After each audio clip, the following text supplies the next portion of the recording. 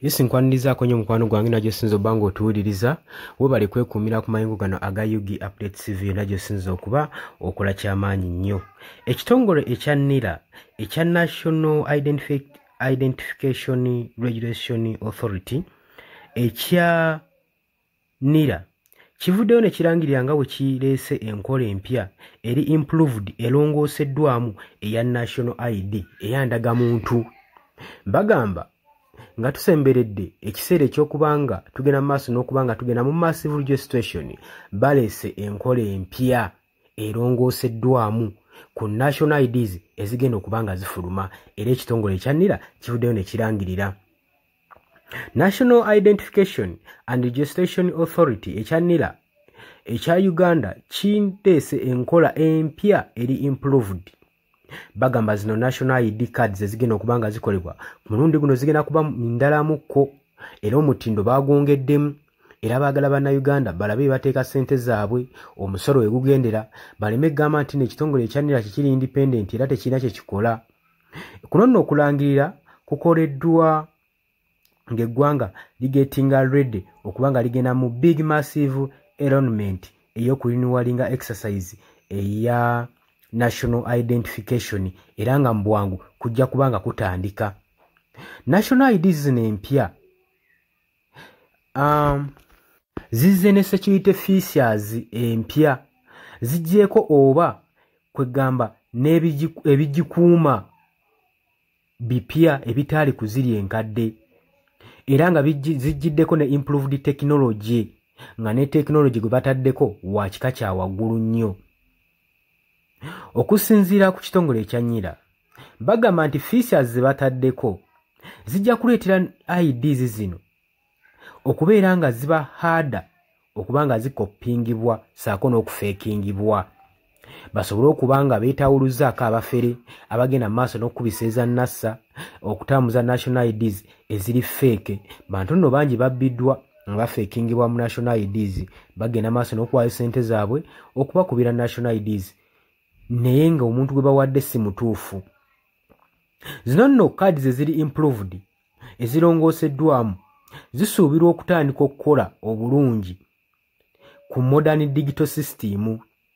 Kino kitegeeza zijja kuyambako okumprovinga okuaccessinga services saako mu banks mu health cares mu byenjigiriza mu education facilities saako ne mu voting system egenda okubanga ejja. Zino national ID empya zibagenda okubanga bakola gwe mukwano gwange ali eyampuliriza era gwe abadde ayagala ozifereramu nkusaasidde ebintu bigenda kuba ku luno biralamukko. ID empya era bagamba zijja kubanga zina personal information esitowalingiddwa okusekiwalinga ID eno oba nennanyiniyo nga bakozesa advanced technology ono omupya gwe bagitaddeko. Olwo nno nga bataddeko biometrics nga fingerprints ne facial features okusobola okulaba nga ziprovidinga security ey'amaanyi ennyo ku national IDs zino ezigenda okubanga zitondebwawo.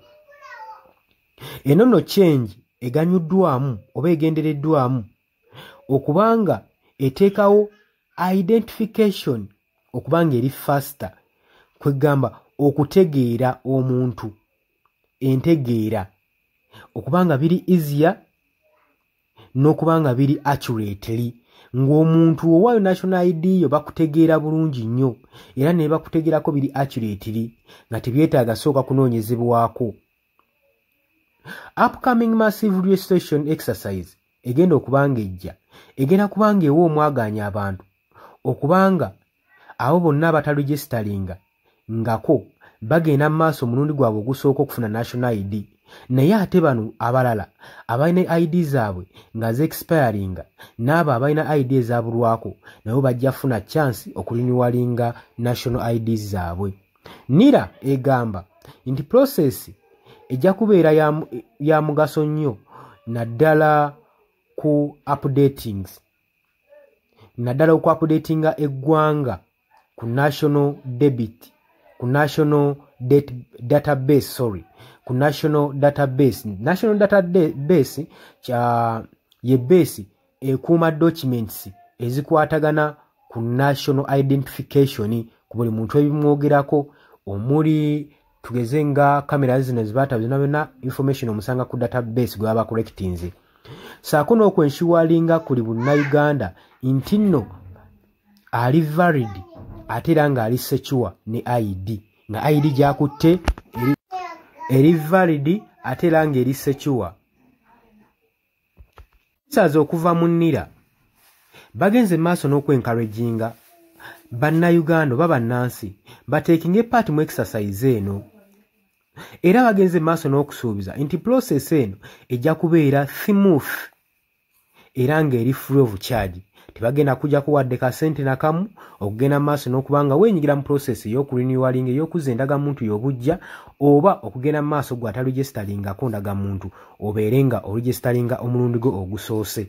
Bagambye ya bwerere tewali sente zigenda kubanga zikujjirwako era tewabaayo n'omu akulimbalimba n'akuggyako sente. Era ab'authority abali mu buyinza bagenda maaso nga bakola close ne ba local leaders mu masomero saako ne mu government officers okusobola okulaba nga bakola registration process ngeri easy ku buli muntu yenna ng'eyanguwa ku buli muntu nga buli muntu emwanguyira so buli Munnayuganda asobole okuba nga ali identified nga alina endagamuntu.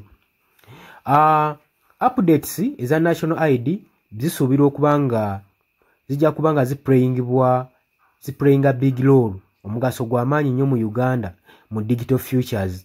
Bajja kuba basupportinga better service esobole okuba nga etuuka era ng'eyamba gavumenti okupulaningira eggwanga eppya saako n'okulikulaakulanya nga baleese new identification system ng'eri digital ng'omukwano gwange ali yampuliza. Mbadde oli kuyigi updates nga kw'osinziira okuba ng'otuwuliriza.